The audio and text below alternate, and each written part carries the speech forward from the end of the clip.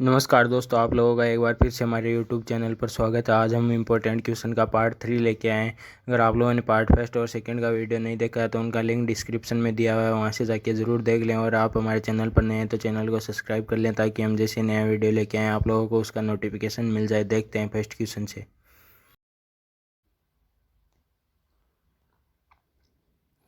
सूत्रकणिका कोशिका के विद्युत ग्रह होते हैं क्योंकि यहाँ एटीपी संश्लेषित होती है। यहाँ एटीपी का उपभोग किया जाता है। यहाँ पर स्वांगीकरण क्षमता का उपभोग किया जाता है। उपरोक्त सभी सूत्रकणिका कोशिका के विद्युत यानी पावर हाउस होते हैं क्योंकि यहाँ एटीपी का संश्लेषण किया जाता है। निम्नलिखित में से कौन सा एसीआर चिकनी अंतःपर्दीय जालिका के विषय में सत्य है सिवाय राइबोसोम अनुपस्थित होते हैं, प्रोटीन संश्लेषण में सक्रिय रूप से सम्मिलित होती है, स्टीरॉयडल हार्मोन का संश्लेषण किया जाता है। जो एसीआर होती है उस पर राइबोसोम अनुपस्थित होते हैं और स्टीरॉयडल हार्मोन का संश्लेषण किया जाता है, लेकिन ये प्रोटीन संश्लेषण में सक्रिय रूप से सम्मिलित नहीं होती। इसलिए इस क्वेश्चन का करेक्ट आंसर नंबर बी होगा।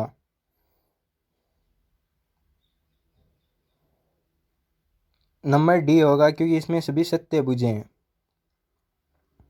पादप कोशिका में आयनों की सांद्रता अधिक होती है। कोशिका द्रव्य में रिक्तिका में दोनों में बराबर केंद्रक में पादप कोशिका में आयनों यानी मिनरल्स की संख्या अधिक होती है। वो रिक्तिका में अधिक होती है, कोशिका द्रव्य में नहीं होती, रिक्तिका में अधिक होती है। राइबोसोम के विषय में निम्नलिखित में से कौन सा सही है? यह एक झिल्ली रहित संरचना है।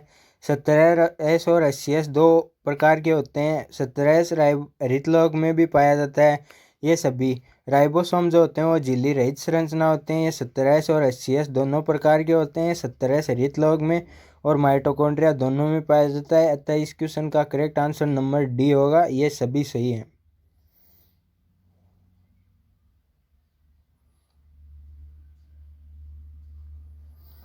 राइबोसोम के विषय में निम्नलिखित में से कौन सा सही है सिवाय कणिका संरचना आरएनए और प्रोटीन से निर्मित सार्वभौमिक कोशिकाएं केवल कोशिका द्रव्य में उपस्थित। राइबोसोम जो होते हैं वो कणिकीय संरचना होते हैं, आरएनए और प्रोटीन से निर्मित होते हैं, सार्वभौमिक कोशिकाएं होते हैं क्योंकि ये सभी कोशिकाओं में पाए जाते हैं। केवल कोशिका द्रव्य में उपस्थित होते हैं नहीं, ये कोशिकांगों में भी पाए जाते हैं, हरितलौह और माइटोकॉन्ड्रिया में और आरईआर में।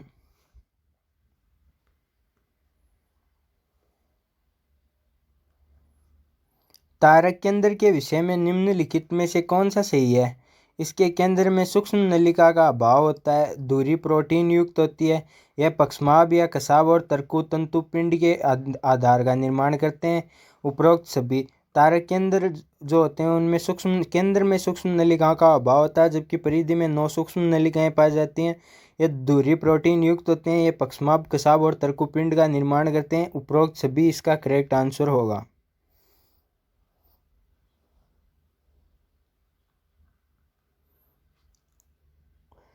निम्नलिखित कितने जगत सुकेंद्र की यानी यूकेरियोटिक है? मोनेरा, प्रोटिस्टा, कवक, पादप, प्राणी। मोनेरा जो होते हैं वो प्रोकैरियोटिक होते हैं, जबकि प्रोटिस्टा, कवक, पादप और प्राणी सभी यूकेरियोटिक यानी सुकेंद्र की जीव हैं। इसलिए इस क्वेश्चन का करेक्ट आंसर ऑप्शन बी होगा, यानी 4 जगत जो हैं वो सुकेंद्र की हैं।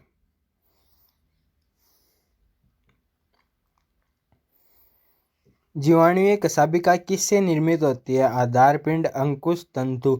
आधार पिंड और तंतु, अंकुश और तंतु, अंकुश, तंतु और आधार। जीवाणुवीय कशाभिका जो होती है वो आधार पिंड, अंकुश और तंतु तीनों से मिलकर बनी होती है। इसलिए इस क्वेश्चन का करेक्ट आंसर ऑप्शन ए सही होगा। निम्नलिखित में वर्णकी लवक के विषय में कौन सा सही है? यह जीवद्रव्य कला की अंतर्वली होती है। प्रकाश संश्लेषण का स्थान वर्णक युक्त होते हैं। उपरोक्त सभी वर्णकी लवक यानी हरित लवक में जीवद्रव्य कला जो होती है वो अंतर्वलित होती है। क्रिस्टीय रूप में प्रकाश संश्लेषण का स्थान होते हैं, वर्णक युक्त होते हैं। इसलिए इस क्वेश्चन का करेक्ट आंसर उपरोक्त सभी होगा। निम्न में से कौन सा कोशिका आवरण का भाग है? ग्लाइकोकेलिक्स, कोशिका भित्ति और कोशिका कला। ए और बी दोनों, ग्लाइकोकेलिक्स और कोशिका भित्ति। ग्लाइकोकेलिक्स जीवाणुओं में कोशिका आवरण होता है, कोशिका भित्ति पादपों में और कवक में कोशिका आवरण होता है, और कोशिका कला जंतुओं में, सभी जंतुओं में कोशिका कला कोशिका का आवरण होता है। अतः इसका करेक्ट आंसर ए और बी दोनों होंगे, यानी सी ऑप्शन।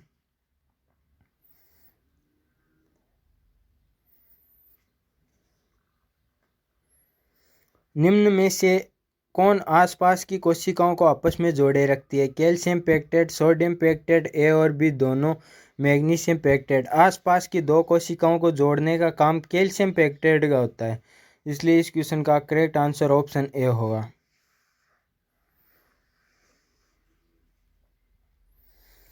ग्लेक्टोन और मेनोन किसकी कोशिका भित्ति में महत्वपूर्ण घटक हैं? पादप, शैवाल, कवक, जीवाणु। ग्लेक्टोन और मेनोन से मिलकर जिनकी कोशिका भित्ति बनी होती है वो एल्गी यानी शैवाल होते हैं, इसलिए इस क्वेश्चन का करेक्ट आंसर ऑप्शन बी होगा। ग्लाइकोप्रोटीन और ग्लाइकोलिपिड के निर्माण का महत्वपूर्ण स्थल है? गोल्जी उपकरण, लवक, लयनकाय, रसदानी। ग्लाइकोप्रोटीन और ग्लाइकोलिपिड निर्माण का महत्वपूर्ण स्थल गोल्जी उपकरण यानी गोल्जी बॉडी होते हैं।